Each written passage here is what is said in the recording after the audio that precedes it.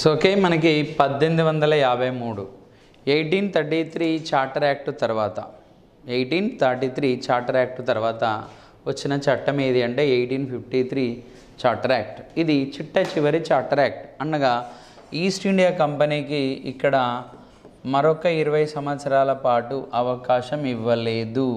So ఎవరు British government అవకాశము ఇవ్వలేదు. ఓకేనా, బ్రిటిష్ గవర్నమెంట్ అవకాశం అనేది ఇవ్వలేదు ఎవరికి? ఈస్ట్ ఇండియా కంపెనీకి. అంటే సో ఈస్ట్ ఇండియా కంపెనీ అనేది ఇండియాలో కొనసాగదు అనే విషయం మనకు అర్థమవుతుంది. ఓకే, 1853 చార్టర్ యాక్ట్ అనేది చిట్ట చివరి చార్టర్ యాక్ట్గా చెప్తా ఉన్నాం మనం.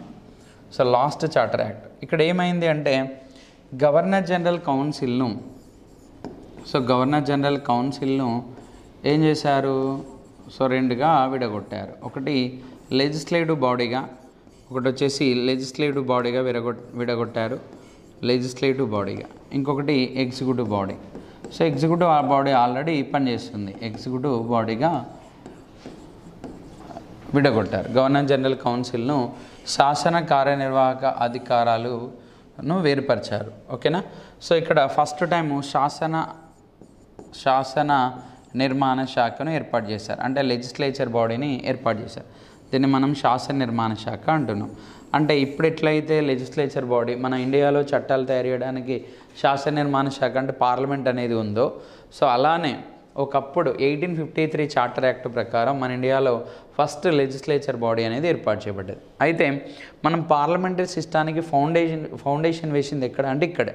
పార్లమెంటరీ సిస్టమ్ అంటే ఏంటన్నట్టు, సో ఎగ్జిక్యూటివ్ బాడీ అంటే కార్యనిర్వాహక శాఖ అనేది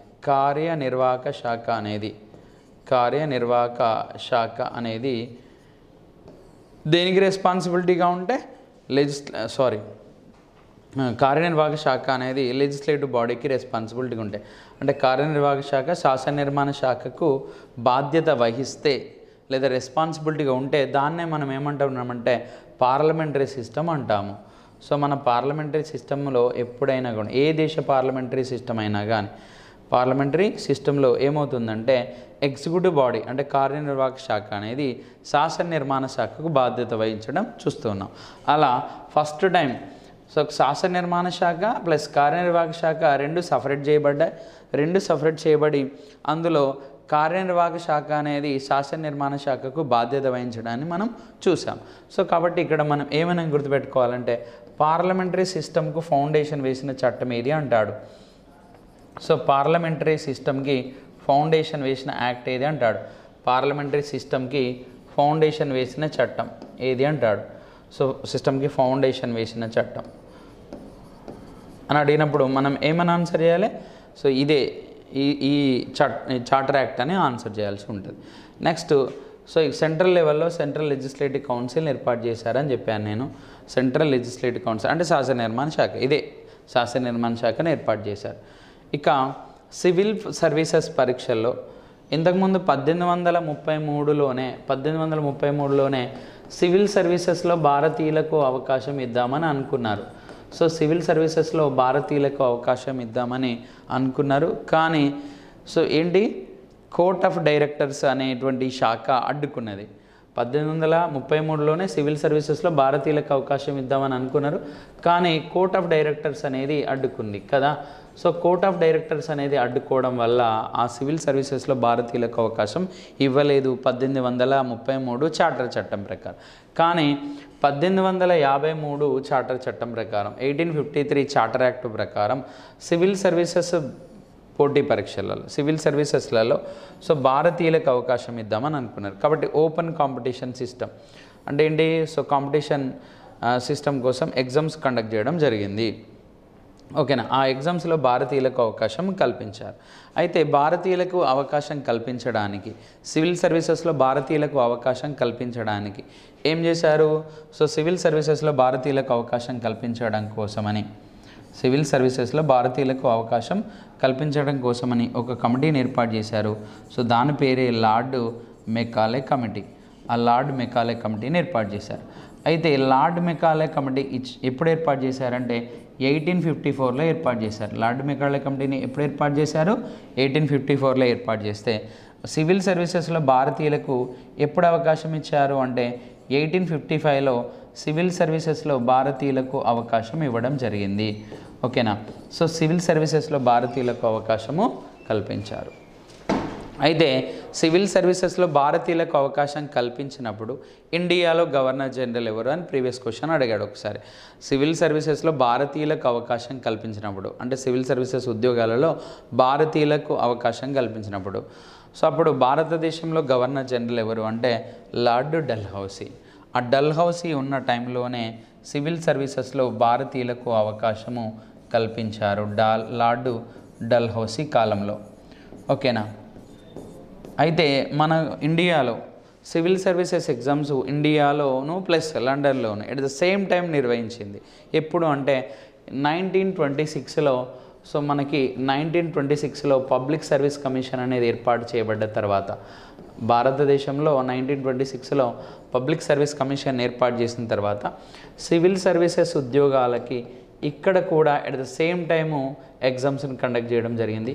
సో లండన్తో పాటుగా భారతదేశంలో కూడా ఉద్యోగాలకి ఎగ్జామ్స్ కండక్ట్ చేయడం జరిగింది ఇండియాలో కూడా. ఓకేనా. ఇండియాలో కూడా ఎగ్జామ్స్ కండక్ట్ చేయడం జరిగింది. ఇది గుర్తుపెట్టుకోవాలి. ఓకేనా. నేను సివిల్ సర్వీసెస్ ఎగ్జామ్లో భారతీయులకు అవకాశం కల్పించారు అని చెప్తా ఉన్నా. సో దాంతోపాటుగా మళ్ళీ ఈ 1853 చార్టర్ యాక్ట్ ప్రకారం 1853 చార్టర్ యాక్ట్ ప్రకారంగా ఏం చేశారు అంటే లా కమిషన్ అనేది సిపిసి, ఐపీసీ, సిఆర్పిసిలను కంప్లీట్గా రూపకల్పన చేసింది. కానీ ఇది అమల్లోకి వచ్చింది ఎప్పుడు అంటే అమల్లోకి ఎప్పుడు వచ్చింది అంటే మనం గుర్తుపెట్టుకోవాలి. అమల్లోకి ఎప్పుడు వచ్చింది అంటే మనం ఇక్కడ గుర్తుపెట్టుకోవాలి. ఎప్పుడు అమల్లోకి రావడం జరిగింది 1853 చార్టర్ యాక్ట్ ప్రకారంగా సిపిసి, ఐపీసీ, సిఆర్పిసిలను రూపకల్పన చేస్తే సిపిసి సివిల్ ప్రొసీజర్ కోడ్నేమో 1859లో అమల్లోకి తీసుకొచ్చారు. ఇక ఐపీసీ ఇండియన్ పీనల్ కోడ్నేమో 1860లో అమల్లోకి తీసుకొచ్చారు. ఇక సిఆర్పిసి క్రిమినల్ ప్రొసీజర్ కోడ్నేమో 1861లో అమల్లోకి తీసుకురావడం జరిగింది. ఓకేనా. సో ఇది 59, 60, 61 సిపిసి, ఐపీసీ, సిఆర్పిసి ఈ మూడింటిని అమల్లోకి తీసుకురావడం జరిగింది చార్టర్ యాక్ట్ ప్రకారం. నెక్స్ట్ 1858 ఏ చట్టం ఇది? Indian government act. 1858 Indian government act. దీని ప్రకారంగా ఏం చేశారో చూద్దాం. సో 1858 భారత ప్రభుత్వ చట్టం ఇండియన్ గవర్నమెంట్ యాక్ట్ అంటున్నాం మనం. సో ఇండియన్ గవర్నమెంట్ యాక్ట్, లేదంటే దీన్ని ఇంకేమనొచ్చు, ఇండియన్ గవర్నమెంట్ యాక్ట్ను ఇంకా ఏమనొచ్చు అంటే ఇండియన్ కౌన్సిల్ యాక్ట్ అని కూడా అనవచ్చు. సో ఇండియన్ కౌన్సిల్ యాక్ట్ అని కూడా అంటున్నాం. అయితే ఏం చేశారంటే ఇంతకుముందు గవర్నర్ జనరల్ ఆఫ్ ఇండియా అనేటువంటి పేరుండే కదా, ఆ గవర్నర్ జనరల్ ఆఫ్ ఇండియా అనేటువంటి పేరును కంప్లీట్గా తొలగించేస్తూ so governor general of India అనే పేరును మొత్తం కంప్లీట్గా పోస్ట్నే తొలగించి వేస్తూ ఏం చేశారు అంటే వైస్రాయ్ అనే పదవిని క్రియేట్ చేశారు. సో ఏ పదవిని క్రియేట్ చేశారు? వైస్రాయ్ అనేటువంటి పదవిని క్రియేట్ చేయడం జరిగింది. మరి ఫస్ట్ వైస్రాయ్ ఎవరు అంటే లార్డ్ కానింగ్ అనే వ్యక్తి. వైస్రాయ్ ఎవరు అంటే ఫస్ట్ వ్యక్తి ఎవరు అంటే లార్డ్ కానింగ్ అనే వ్యక్తి వైస్రాయ్గా నియమించబడడం జరిగింది. ఫస్ట్ వైస్రాయ్ ఆఫ్ ఇండియాగా సో అతన్ని పిలుస్తున్నాం మనం. ఓకేనా. అట్ ద సేమ్ టైము లండన్లో బ్రిటన్లోని పార్లమెంట్లో ఒక కొత్త పదవిని క్రియేట్ చేశారు. సో ఆ పదవిని ఏమంటున్నామంటే ఇండియన్ సెక్రటరీ అంటున్నాం మనం. ఏమంటున్నాము? ఇండియన్ సెక్రటరీ అనే పదవిని క్రియేట్ చేయడం జరిగింది. ఇండియన్ సెక్రటరీ అనేటువంటి పదవిని క్రియేట్ చేయడం జరిగింది. ఓకేనా. Indian secretary. మరి మొట్టమొదటి ఇండియన్ సెక్రటరీ లేదా మనం ఇంకేమంటామంటే భారత రాజ్య కార్యదర్శి అంటాము. సో భారత రాజ్య కార్యదర్శి అనే పదవిని క్రియేట్ చేయడం జరిగింది. సో భారత రాజ్య కార్యదర్శి అనే పదవిని క్రియేట్ చేశారంటున్నా నేను.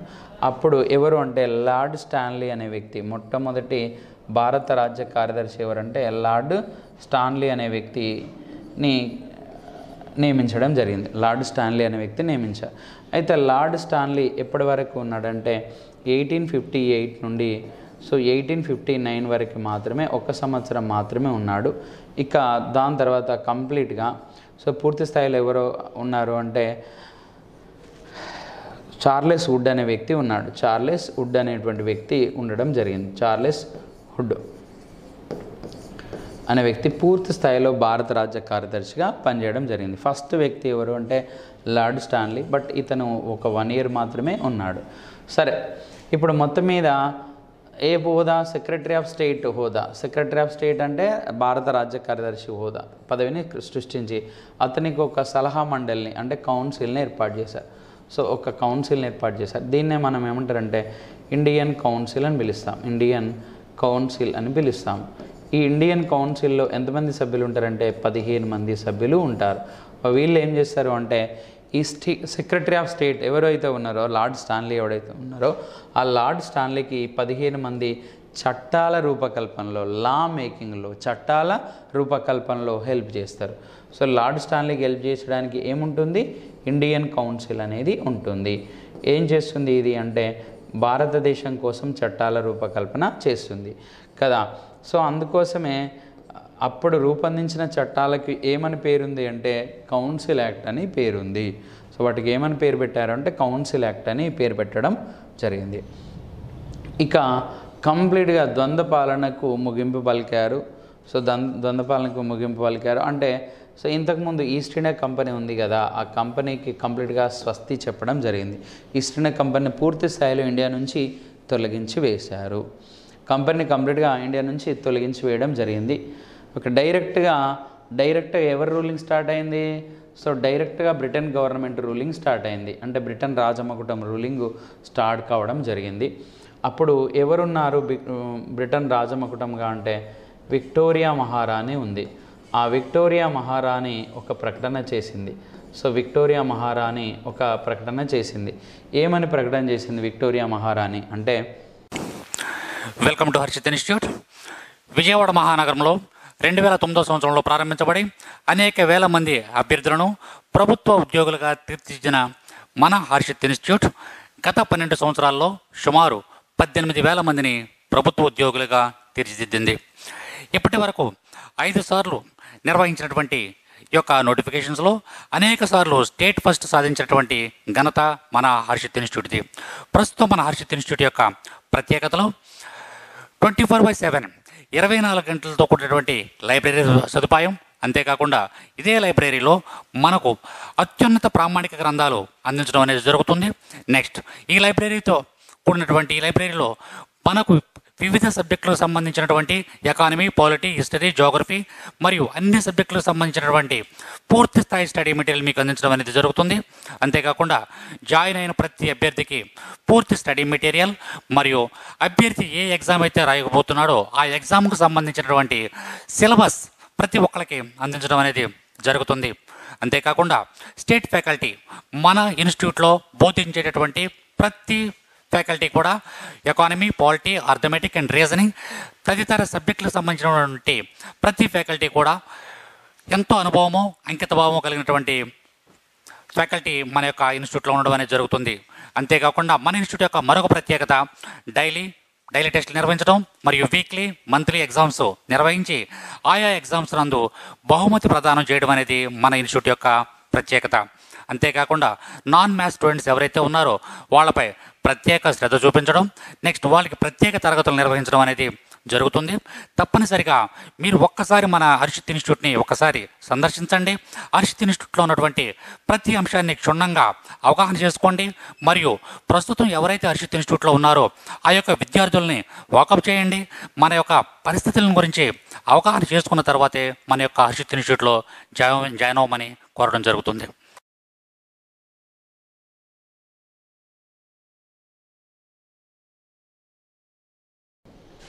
భారతదేశంలో ఇక నుంచి డైరెక్ట్ రూలింగ్ స్టార్ట్ అవుతుంది. డైరెక్ట్ పరిపాలన అనేది స్టార్ట్ అవుతుంది. కాబట్టి ఈ 1858 కౌన్సిల్ చట్టం వల్ల భారతదేశ ప్రజల యొక్క స్థితిగతులు మారిపోతున్నాయి. కాబట్టి ఈ 1858 చట్టాన్ని గుడ్ గవర్నెన్స్ యాక్ట్గా అనౌన్స్ చేసింది. ఎవరు? సో గుడ్ గవర్నెన్స్ యాక్ట్గా ఎవరు అనౌన్స్ చేశారు అంటాడు. గుడ్ గవర్నెన్స్ యాక్ట్గా ఎవరు అంటే సో బ్రిటిష్ రాజమకుటమైనటువంటి విక్టోరియా మహారాణి అనౌన్స్ చేసింది. సో విక్టోరియా మహారాణి.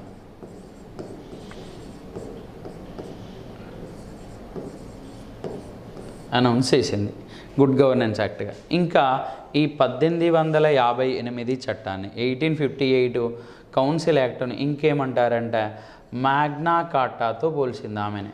సో మ్యాగ్నా కార్టాతో కూడా పోల్చింది, మ్యాగ్నా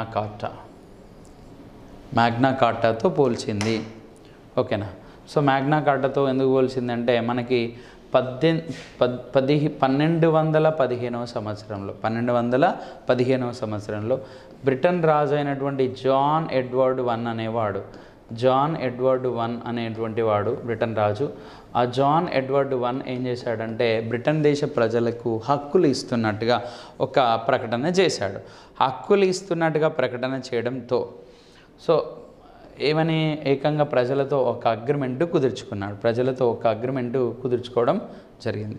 సో ఆ అగ్రిమెంట్ ప్రకారం దాన్ని మనం ఏమంటామంటే మ్యాగ్నా కార్టా అని పిలుస్తాం. మ్యాగ్నా కార్టా అంటే నేను మీ అందరికీ హక్కులు ఇస్తున్నానని చెప్పేస్తూ వ్రాతపూర్వకంగా ఒక అగ్రిమెంటు రాసిచ్చాడు అక్కడ ఉన్నటువంటి ప్రజలకి.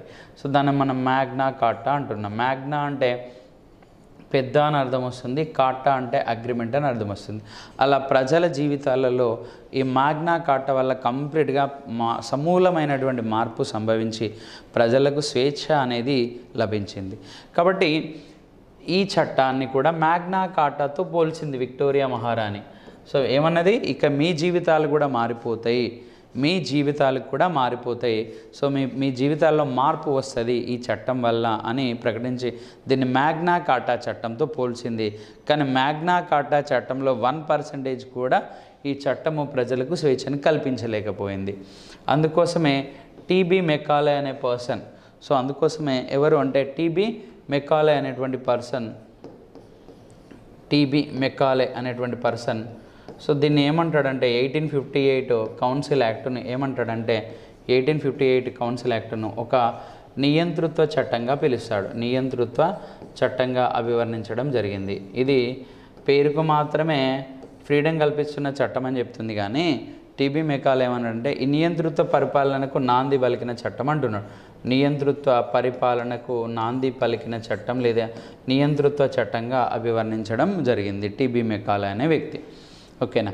సో నెక్స్ట్ ఇంకా ఏం చేశాడు అంటే క్రమానుగత శ్రేణిలో కేంద్రీకృత పాలనకు నాంది పలికారు. కేంద్రీకృత పాలన సెంట్రలైజ్డ్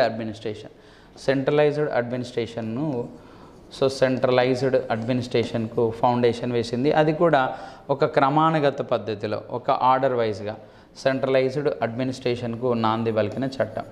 ఓకేనా. సో ఇక్కడ మరి అప్పుడు ఎవరున్నారు అని చెప్పాను నేను, వైస్రాయ్ లార్డ్ కానింగ్ అనే వ్యక్తి వైస్రాయ్గా ఉన్నాడని చెప్తా ఉన్నా కదా నేను. ఆ లార్డ్ కానింగే ప్రకటన చేశాడు ఏమని, ఇండియాలో కంపెనీ వెళ్ళిపోయింది, ఈస్ట్ ఇండియా కంపెనీ వెళ్ళిపోయింది, డైరెక్ట్గా రూలింగ్ స్టార్ట్ అయింది, సో విక్టోరియా మహారాణి పరిపాలన స్టార్ట్ కాబోతుంది అని చెప్పేస్తూ అలహాబాదులో ఒక ప్రకటన కూడా చేశాడు లార్డ్ కానింగ్ అనే వ్యక్తి. అలా లార్డ్ కానింగ్ అంటే వైస్రాయ్ అన్నట్టు. సో ఆ వైస్రాయ్ ప్రకటన చేశాడు. అంటే ఇప్పుడు వైస్రాయ్ ఎవరు అంటే భారతదేశంలో బ్రిటిష్ రాణి లేదా బ్రిటిష్ రాజమకుటం యొక్క ప్రతినిధి అని అర్థం.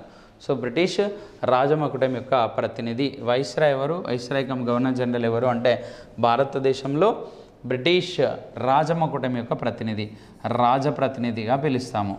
సో రాజప్రతినిధిగా పిలవడం జరుగుతుంది, ఇది గుర్తుపెట్టుకోండి, రాజప్రతినిధిగా పిలుస్తాం. ఓకేనా. నెక్స్ట్ మరి ఎలా వస్తాయి ఈ అధికారాలు అనేటువంటివి, ఎలా రావడం జరుగుతుంది? సో ఎలా రావడం జరుగుతుంది అంటే ఇట్లా గుర్తుపెట్టుకోండి. అంటే బ్రిటిష్ రాజమకుటం చెప్పినట్టుగా బ్రిటన్ పార్లమెంటు వింటుంది. సో బ్రిటన్ పార్లమెంటు నుంచి ఆర్డర్స్ అనేవి ఎవరికి వస్తాయి, మన బ్రిటన్లో ఉన్నటువంటి భారతదేశ రాజ్య కార్యదర్శి లేదా భారత వ్యవహారాల మంత్రి లేదా ఇండియన్ సెక్రటరీ అంటున్నాం కదా, ఆయనకు వస్తాయి. సో ఇండియన్ సెక్రటరీ ఇచ్చిన ఆర్డర్స్ని ఎవరు ఫాలో కావాలి, భారత రాజ్య ప్రతినిధి అయినటువంటి వైస్రాయ్ ఫాలో కావాలి. సో ఎవరు, వైస్రాయ్, లేదా ఇతన్ని ఇంకేమనొచ్చు బ్రిటిష్ రాజప్రతినిధి అని అనవచ్చు, లేదా గవర్నర్ జనరల్ అని అనవచ్చు. ఓకే, ఇది ఎక్కడ అంటే మన ఇండియాలో. సో ఇవన్నేమో బ్రిటన్లో. ఇక్కడ బ్రిటన్ క్రౌన్ ఉంటుంది, క్రౌన్ అంటే రాజమకుటం. సో బ్రిటన్ క్రౌన్ ఉంటుంది. ఆ బ్రిటన్ క్రౌన్ చెప్పిన ఆర్డర్స్ను బ్రిటన్ పార్లమెంట్ ఫాలో అవుతుంది. దాని తర్వాత బ్రిటన్ పార్లమెంట్ చెప్పినట్టుగా ఇండియన్ సెక్రటరీ అంటే భారత రాజ్య కార్యదర్శి ఫాలో అవుతారు. తర్వాత రాజప్రతినిధి అంటే వైస్రాయ్ ఫాలో అవుతాడు. సో వైస్రాయ్ చెప్పినట్టుగా స్టేట్లో ప్రావిన్సెస్ లెవెల్లో, సో ప్రావిన్సెస్ అంటే రాష్ట్రాల లెవెల్లో అని అర్థం. ప్రావిన్సెస్ లెవెల్లో ఎవరు ఫాలో అవుతారు అంటే గవర్నర్ ఫాలో అవుతారు. ప్రావిన్సెస్ లెవెల్లో గవర్నర్ ఫాలో అవ్వడం జరుగుతుంది. ఇక గవర్నర్ చెప్పినట్టుగా జిల్లా లెవెల్లో, ఇది స్టేట్ లెవెల్లో అంటే ప్రావిన్సెస్ లెవెల్లో. సో అట్లానే జిల్లా లెవెల్లో, డిస్ట్రిక్ట్ లెవెల్లో కనుక చూస్తే, డిస్ట్రిక్ట్ లెవెల్లో కనుక చూస్తే సో కలెక్టర్ ఫాలో అవుతాడు. ఆ ఆర్డర్స్ను కలెక్టర్ ఫాలో కావడం జరుగుతుంది. కలెక్టర్ చెప్పినట్టుగా తాలూకాలలో, జిల్లాను తాలూకాలుగా డివైడ్ చేశారు కదా, కాబట్టి తాలూకాలలో, సో తాలూకాలలో ఎవరు అంటే తాలూకాదార్ అనేటువంటి ఒక అధికారి ఉంటాడు. తాలూకాదార్ అనేటువంటి ఒక అధికారి ఉంటాడు. సో అతను చెప్పినట్టుగా గ్రామాలలో గ్రామాధికారులు ఫాలో అవుతారు. విలేజ్ లెవెల్లో గ్రామాధికారులు ఫాలో కావడం జరుగుతుంది. ఓకేనా. ఇవి పైనుండి కింది వరకు ఇచ్చినటువంటి ఆర్డర్స్. అధికారాలు ఎలా ఇవ్వబడతాయి అంటే పై స్థాయి నుండి కింది వరకు ఈ విధంగా అధికారాలు ఇవ్వబడతాయి. Britain crown, so Britain Rajamakutam చెప్పినట్టుగా ఎవరు వినాలి? సో బ్రిటన్ రాజమకుటం చెప్పినట్టుగా ఎవరు వినాల్సి ఉంటుంది అంటే బ్రిటన్ పార్లమెంట్ చెప్పినట్టుగా ఇండియన్ సెక్రటరీ చెప్పినట్టుగా భారత రాజప్రతినిధి అనగా వైస్రాయ్ చెప్పినట్టుగా గవర్నర్ చెప్పినట్టుగా జిల్లా కలెక్టర్, తాలూకాదారు, గ్రామాధికారి. ఇది ఆర్డర్ వైజ్గా. సో ఇప్పుడు అసెండింగ్ ఆర్డర్, డిసెండింగ్ ఆర్డర్ అని చెప్తూ ఉంటాడు. అవరోహణ క్రమం, ఆరోహణ క్రమం. సో ఆరోహణ క్రమము అంటే ఏంటిది? అవరోహణ క్రమం. ఆరోహణ క్రమం అంటే క్రింది నుంచి పై వరకు. ఆరోహణ క్రమం అంటే అధికారాలు ఎలా ఉన్నాయి అని అడగవచ్చు. 1858 చార్టర్ చట్టం 1858 కౌన్సిల్ యాక్ట్ ప్రకారం అధికారాలు అనేవి కింది నుంచి పై స్థాయి వరకు అనగా ఆరోహణ క్రమంలో ఎలా ఉన్నాయి, ఇక పైనుంచి కింది వరకు అవరోహణ క్రమంలో ఎలా ఉన్నాయి. దీన్ని బట్టి మీరు క్వశ్చన్ బట్టి ఆన్సర్ చేయండి. సో ఇక్కడ ఫర్ ఎగ్జాంపుల్ ఇట్లా వరుసగా అడిగి వైస్రాయి, గవర్నరు, రాజమకుటము, బ్రిటన్ పార్లమెంటు, ఇండియన్ సెక్రటరీ అని ఇచ్చేసి వీటిని ఒక ఆర్డర్ వైజ్గా పేర్చండి అవరోహణ క్రమంలో లేదా ఆరోహణ క్రమంలో అని కింద మళ్ళీ సబ్ ఆప్షన్స్ ఇస్తాడు. అప్పుడు మనం ఈజీగా ఆన్సర్ చేయాలి. సో ఇది గుర్తుపెట్టుకుంటే మీకు ఆన్సర్ వస్తుంది. బ్రిటన్ గ్రామాధికారి ఎవరు చెప్తే వింటాడు? తాలూకాదారు కలెక్టర్ చెప్తే, గవర్నరు, సో అట్లానే వైస్రాయ్, అట్లానే లండన్లో ఉండేటువంటి భారత రాజ్య కార్యదర్శి, సో బ్రిటిష్ క్యాబినెట్ రాజమకుటం చెప్పినట్టు క్యాబినెట్, ఇట్లా వినడం జరుగుతుంది. ఓకేనా. సో ఇది మనం గుర్తుపెట్టుకోవాల్సి ఉంటుంది. ఇక నెక్స్ట్ వచ్చేసి అంటే 1858 భారత కౌన్సిల్ చట్టం ప్రకారము ఈ మార్పులు అనేటువంటివి రావడం జరిగింది. ఇంకా ఏమైనా మార్పులు వచ్చాయా అంటే 1858 కౌన్సిల్ చట్టం ప్రకారం ఇండియాలో ఏమైనా చేంజెస్ వచ్చాయా అంటే వచ్చాయి. ఏంటవి అంటే court of directors, board of control అనేవి రద్దు కాబడ్డాయి. కోర్ట్ ఆఫ్ డైరెక్టర్స్ అనేటువంటి పదవి, అనే పదవి, అలానే కోర్ట్ ఆఫ్ డైరెక్టర్స్తో పాటుగా ఇంకే పదవి రద్దు కాబడింది అంటే బోర్డ్ ఆఫ్ కంట్రోల్ అనేటువంటి పదవి. సో బోర్డ్ ఆఫ్ కంట్రోల్ అనేటువంటి పదవి రద్దయింది. ఎందుకు రద్దు అయిపోయినాయి? కంపెనీ లేనప్పుడు ఈ పదవులు ఎక్కడి? కంపెనీ మొత్తానికి తీసి పడేశారు కదా. కంపెనీ ఇండియా నుంచి అబాలిష్ చేశారు. కంపెనీ యొక్క పవర్స్ను 2 రకాలుగా విభజించారు కదా, కంపెనీ యొక్క అధికారాలను. సో అందులో ఒకటి కోర్ట్ ఆఫ్ డైరెక్టర్స్, ఇంకొకటి బోర్డ్ ఆఫ్ కంట్రోల్, ఇట్లా 2గా డివైడ్ చేశారు. కానీ ఇప్పుడు మొత్తం కంపెనీ లేనప్పుడు court of directors, board of control ఇవి 2 కూడా అవసరం లేదు కాబట్టి తీసేయడం జరిగింది. ఇక కౌన్సిల్ చట్టం, Indian council act 1861. So Indian council act 1861 ప్రకారం ఏం జరిగింది అనేది చూద్దాం. 1861 ఇండియన్ కౌన్సిల్ యాక్ట్ ప్రకారము ఏం జరిగింది అనేది చూస్తే, సో 1861 కౌన్సిల్ యాక్ట్ ప్రకారము శాసన నిర్మాణ శాఖ అంటే లెజిస్లేటివ్ బాడీలో 3 భారతీయులకు అవకాశం ఇచ్చారు. 3 భారతీయులకి అవకాశం ఇవ్వడం జరిగింది. సో 3 భారతీయులకు అవకాశం ఇచ్చారు. ఆ 3 భారతీయులు ఎవరు అంటే సో పాటియాలా రాజు నరేంద్ర సింగ్, పాటియాలా రాజు అయినటువంటి నరేంద్ర సింగ్,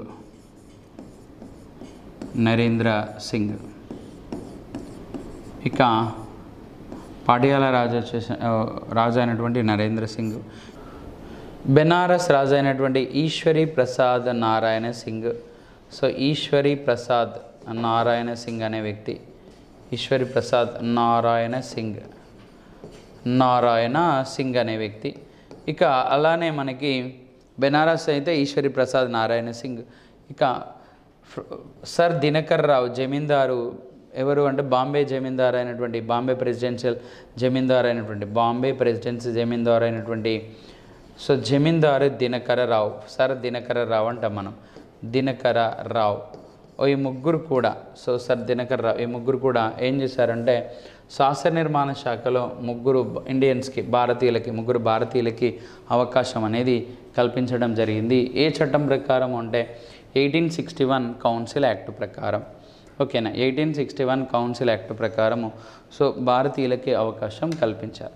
అయితే ఇంతకుముందు మనకి 1853 కౌన్సిల్ యాక్ట్ ప్రకారము లెజిస్లేటివ్ బాడీని ఏర్పాటు చేశారు కదా. ఆ లెజిస్లేటివ్ బాడీలో సో ముగ్గురు భారతీయులకు అవకాశం ఇచ్చారు. అంటే 6 ఉండేవారు అప్పుడు. ఆ 6లో ముగ్గురు భారతీయులకి అవకాశం అనేది ఇవ్వడం జరిగింది. ఓకేనా, అట్లానే మనకి స్టేట్ లెవెల్లో 3 ప్రెసిడెన్సీలలో సో ముంబై మరియు మద్రాస్ ప్రెసిడెన్సీలలో శాసనాధికారాలను పునరుద్ధరించారు. అంటే ఏంటంటే సో ముంబై మద్రాస్ ప్రెసిడెన్సీలలో బాంబే అండ్ మద్రాస్ ప్రెసిడెన్సీలలో లెజిస్లేటివ్ బాడీ అంటే ఏంటన్నట్టు శాసన నిర్మాణ శాఖను ఏర్పాటు చేశారు. సో లెజిస్లేటివ్ బాడీని ఏర్పాటు చేశారు. లెజిస్లేటివ్ బాడీని అంటే శాసన నిర్మాణ శాఖను ఏర్పాటు చేశారు. శాసన నిర్మాణ శాఖను ఏర్పాటు చేయడం జరిగింది. ఓకేనా, అట్లనే వైస్రాయ్కి ఆర్డినెన్స్ పవర్స్ ఇచ్చారు. ఆర్డినెన్స్ అంటే ఏంటన్నట్టు ఇప్పుడు శాసన నిర్మాణ శాఖ ఉంది కదా, లెజిస్లేటివ్ బాడీ ఉంది కదా, మరి ఒకవేళ లెజిస్లేటివ్ బాడీ అనేది లేకపోతే సో లెజిస్లేటివ్ బాడీ అంటే లెజిస్లేటివ్ బాడీ సభ లేకపోతే, లెజిస్లేటివ్ బాడీ యాక్టివేషన్లో లేకపోతే, సో శాసన నిర్మాణ శాఖ లేకపోతే అంటే నిన్ననే లెజిస్లేటివ్ బాడీ లేదా శాసన నిర్మాణ శాఖ సభ అయిపోయింది. మరి ఈరోజు ఆ సభ అయిపోయింది కాబట్టి ఈరోజు సో సభ లేదు, కానీ చట్టం తీసుకురావాలనుకుంటే వైస్రాయ్ ద్వారా ఏం తీసుకొచ్చేవారు, ఆర్డినెన్స్ అనేది తీసుకొచ్చేవారు. సో వైస్రాయ్ ద్వారా ఆర్డినెన్స్ అనేది తీసుకురావడం జరిగింది. ఇది గుర్తుపెట్టుకోవాలి. సో ఆర్డినెన్స్ అనేది తీసుకురావడం జరిగింది. ఆర్డినెన్స్ అనేటువంటిది తీసుకురావడం జరిగింది. సో ఆర్డినెన్స్ అధికారాలు ఎవరికి ఇచ్చారు? ఆర్డినెన్స్ అధికారాలు అంటే మనకి వైస్రాయ్కి ఆర్డినెన్స్ అధికారాలు అనేవి ఇవ్వడం జరిగింది. వైస్రాయ్కి ఆర్డినెన్స్ అధికారాలు ఇచ్చారు. అలానే పోర్ట్ఫోలియో పద్ధతిని ఇంట్రడ్యూస్ చేశారు. సో పోర్ట్ఫోలియో పద్ధతిని కొనసాగించారు. యాక్చువల్గా పోర్ట్ఫోలియో సిస్టమ్ను 1858లోనే లార్డ్ కానింగ్ 1859లో లార్డ్ కానింగ్ అనే వైస్రాయ్ ఏం చేస్తాడంటే పోర్ట్ఫోలియో సిస్టమ్ని తీసుకొస్తాడు. పోర్ట్ఫోలియో సిస్టమ్ను తీసుకురావడం జరుగుతుంది. పోర్ట్ఫోలియో సిస్టమ్ అంటే ఏంటిదంటే మంత్రులకు శాఖలను కేటాయించడం. సో మంత్రులకి శాఖలను కేటాయిస్తే దాన్ని పోర్ట్ఫోలియో సిస్టమ్ అని పిలుస్తారు. మంత్రులకు శాఖలను కేటాయించడాన్ని పోర్ట్ఫోలియో సిస్టమ్ అని పిలుస్తారు. ఓకేనా, సో అలా మంత్రులకు శాఖలను కేటాయించడం జరిగింది. పోర్ట్ఫోలియో సిస్టమ్ ద్వారా మంత్రులకు శాఖలను కేటాయించారు. అది 1859లోనే లార్డ్ కానింగ్ స్టార్ట్ చేసినప్పటికీ అది పూర్తి స్థాయిలో అమల్లోకి వచ్చింది మాత్రం ఎప్పుడు అంటాడు. సో పూర్తి స్థాయిలో అమల్లోకి మాత్రం ఎప్పుడు వచ్చింది అంటే మనకి పోర్ట్ఫోలియో సిస్టమ్ కంప్లీట్గా ఎప్పుడు అమల్లోకి వచ్చింది అని అడుగుతాడు. అంటే 1861 కౌన్సిల్ యాక్ట్ నుండి పూర్తి స్థాయిలో అమల్లోకి రావడం జరిగింది. ఓకేనా, ఇంకా మనము ఇందులో గుర్తుపెట్టుకోవాల్సినటువంటివి చాలా అంశాలు ఉన్నాయి. సో ఇందులో మనకి 1861 కౌన్సిల్ యాక్ట్ ప్రకారం ఇండియాలో ఎన్ని రకాల కోర్టులు ఏర్పాటు చేయబడ్డది? సో కంప్లీట్గా ఇండియాలో మనకి ఎన్ని రకాల కోర్టులు ఏర్పాటు చేయబడ్డాయి అంటే సో 3 రకాల కోర్టులు ఏర్పాటు చేయడం జరిగినాయి. భారతదేశంలో ఎన్ని రకాల కోర్టును ఏర్పాటు చేశారంటే సో 3 రకాల కోర్టును ఏర్పాటు చేశారు. 3 types ఆఫ్ కోర్ట్స్ను ఏర్పాటు చేయడం జరిగింది. పూర్తి స్థాయిలో మనకి కోర్టులను ఏర్పాటు చేశారు. 1861 కౌన్సిల్ యాక్ట్ ప్రకారం 1862లో 3 హైకోర్టులను ఏర్పాటు చేశారు. 1862లో ఎక్కడెక్కడ అంటే ఫస్ట్ హైకోర్టు వచ్చేసరికి కలకత్తాలో ఏర్పాటు చేశారు. ఫస్ట్ హైకోర్టు ఎప్పుడు అంటే సో జూలై 2న ఏర్పాటు చేశారు. జూలై 2న ఎప్పుడు అంటే 1960 ఇక్కడ వచ్చేసరికి 1862లో కలకత్తాలో హైకోర్టు ఏర్పాటు చేశారు. ఇక బాంబేలో ఎప్పుడు హైకోర్టుని ఏర్పాటు చేశారు? బాంబేలో ఎప్పుడు హైకోర్టుని ఏర్పాటు చేశారంటే ఆగస్టు 14 రోజున ఏర్పాటు చేశారు. సో ఆగస్టు 14 రోజున ఏర్పాటు చేశారు.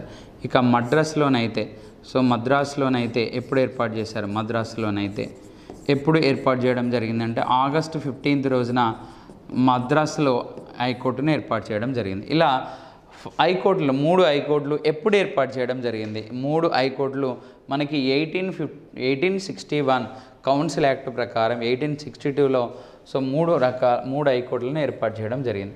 ఇక మనకి 1866లో 1866లో అలహాబాద్ హైకోర్టును ఏర్పాటు చేశారు.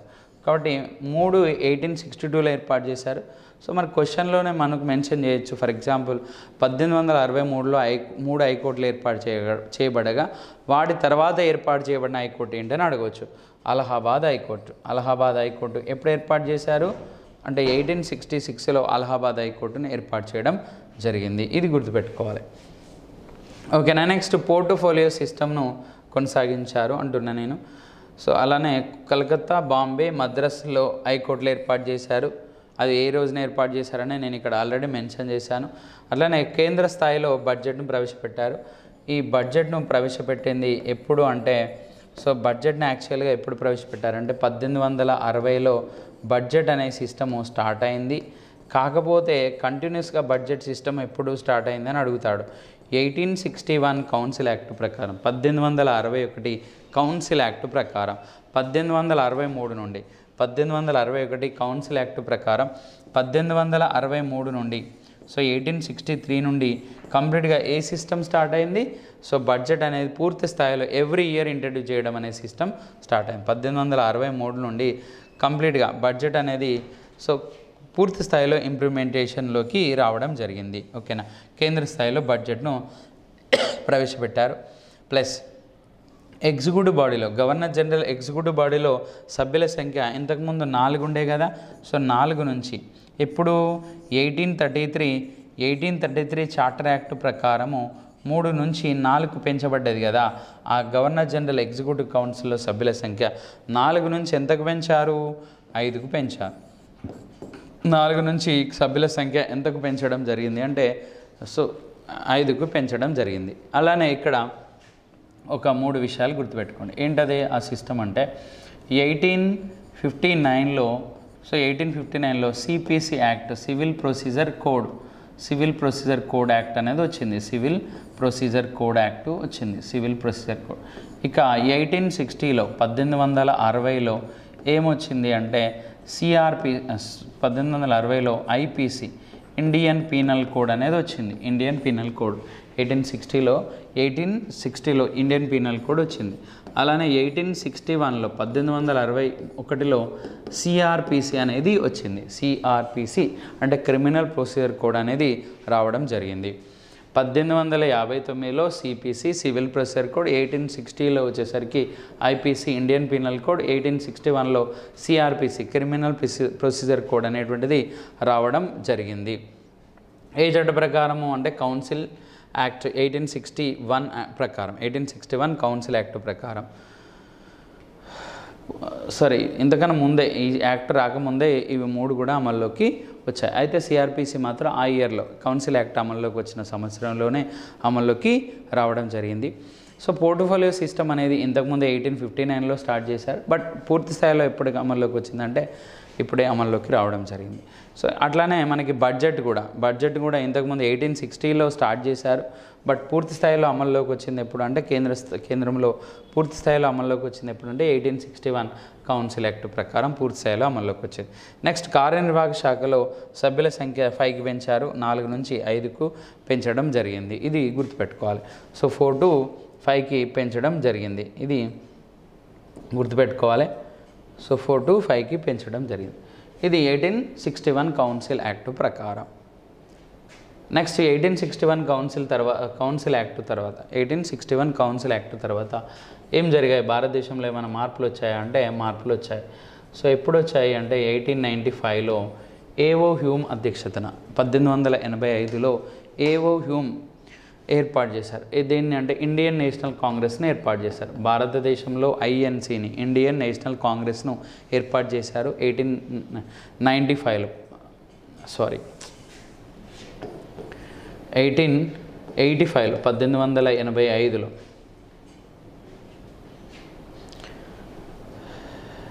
సో 1885లో ఇండియన్ నేషనల్ కాంగ్రెస్ అనేది ఏర్పాటు చేశారు. ఎవరు ఏర్పాటు చేశారంటే ఏవో హ్యూమ్ అనేటువంటి ఒక బ్రిటిష్ వ్యక్తి, పర్సన్ ఇండియన్ నేషనల్ కాంగ్రెస్ని ఏర్పాటు చేశారు 1885లో. అయితే 1885 నుండి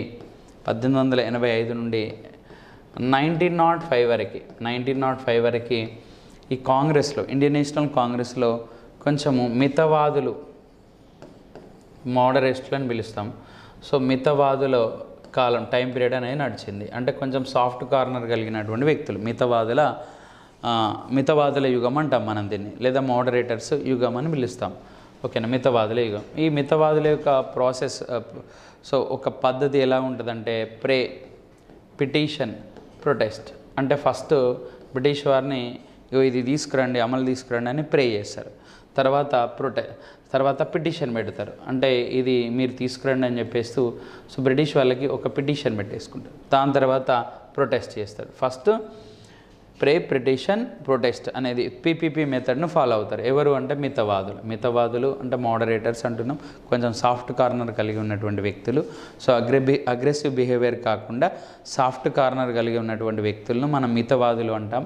మితవాదులలో మనకు సురేంద్రనాథ్ బెనర్జీ కావచ్చు, దాదాభాయ్ నవరోజీ, గోపాలకృష్ణ గోఖలే, సో రాజ్ బిహారీ ఘోషు ఇట్లాంటి వాళ్ళు, సయ్యద్ బిల్గ్రామి ఇట్లాంటి వాళ్ళు, ఆనంద్ మోహన్ బోసు ఇట్లాంటి వాళ్ళందరూ మనకి మితవాదులు, మోడరేటర్స్గా చెప్తున్నాం. ఇక 1905 నుండి 1905 నుండి సో 1905 నుండి 1920 వరకు ఉన్నటువంటి యుగాన్ని ఈ ఐఎన్సీలో ఎవరి హవా నడిచింది?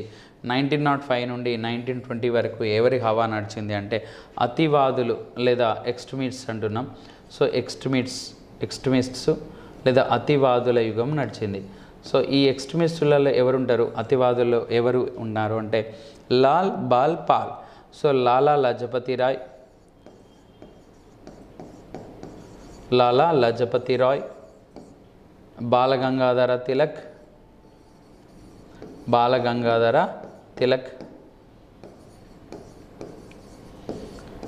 పాల్, బిపిన్ చంద్రపాల్.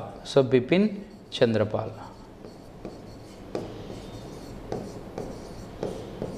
చంద్రపాల్ ఇగో ఈ ముగ్గురు ఉంటారు.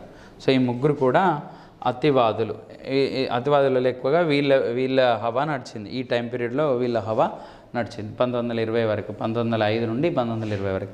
ఇక ఎప్పుడైతే గాంధీజీ సో సౌత్ ఆఫ్రికా నుండి ఇండియాకు వచ్చాడు, 1915లో గాంధీజీ సౌత్ ఆఫ్రికా నుండి ఇండియాకు వచ్చాడు. కానీ 1916లో సబర్మతి ఆశ్రమాన్ని ఏర్పాటు చేశాడు. 1917 నుంచి మెల్లిమెల్లిగా అతను గాంధీ గారు స్వాతంత్రోద్యమంలోకి వచ్చారు. ఇక 1920కి వచ్చేసరికి భారతదేశ స్వతంత్ర ఉద్యమంలో గాంధీ గారి పాత్ర సో చాలా పెరిగిపోయింది. 1920 నుంచి మన ఇండియాకు ఇండిపెండెన్స్ వచ్చేంత వరకు 1947 అంటే ఆయన చనిపోయేంత వరకు కూడా భారతదేశంలో సో 1947 స్వాతంత్రం వచ్చింది. 48లో ఆయన చనిపోయేంత వరకు కూడా అంటే జనవరి 30వ తేదీన ఆయన చనిపోయేంత వరకు కూడా సో 47 అని రాసుకోండి. అంటే ఇండిపెండెన్స్ వచ్చేంత వరకు కూడా గాంధీ గారి ఉద్యమానికి అధిక ప్రాధాన్యత అనేది ఇవ్వబడింది. అంటే గాంధీ గారి యొక్క హవా అనేది ఇక్కడ కొనసాగబడింది. దీన్ని మనం గాంధీ యుగంగా పిలుస్తాం. ఇది కాంగ్రెస్ ఏర్పాటు జరిగింది. 1885లో ఏవో హ్యూమ్ అధ్యక్షతన మనకు ఇండియన్ నేషనల్ కాంగ్రెస్ అనేది ఏర్పాటు చేయబడింది. ఆ ఇండియన్ నేషనల్ కాంగ్రెస్లో చాలామంది భారతీయులు, చదువుకున్నటువంటి వాళ్ళు, సో కొంచెం మేధావి వర్గం అంతా కూడా ఇండియన్ నేషనల్ కాంగ్రెస్లో చేరారు. ఆ 1885లో ఇండియన్ నేషనల్ కాంగ్రెస్ ఏర్పాటు చేయబడ్డ దగ్గర నుంచి సో 1905 వరకు మితవాదుల హవా నడవగా 1905 నుండి 1920 వరకు అతివాదులు లేదా ఎక్స్ట్రీమిస్ట్ యొక్క హవా కొనసాగింది. ఇక 1920 నుండి మన ఇండియాకి ఇండిపెండెన్స్ వచ్చేంత వరకు 1947 వరకు సో గాంధీ గారి యొక్క మాటకు ఎక్కువ విలువ ఇవ్వబడింది. ఇది మనం గాంధీ యుగంగా పిలుస్తాం. మా ఎంకరేజ్మెంట్ కోసం మన హర్షిత్ ఇన్స్టిట్యూట్ యూట్యూబ్ ఛానల్ని సబ్స్క్రైబ్ చేసుకోండి, లైక్ చేయండి, అలానే షేర్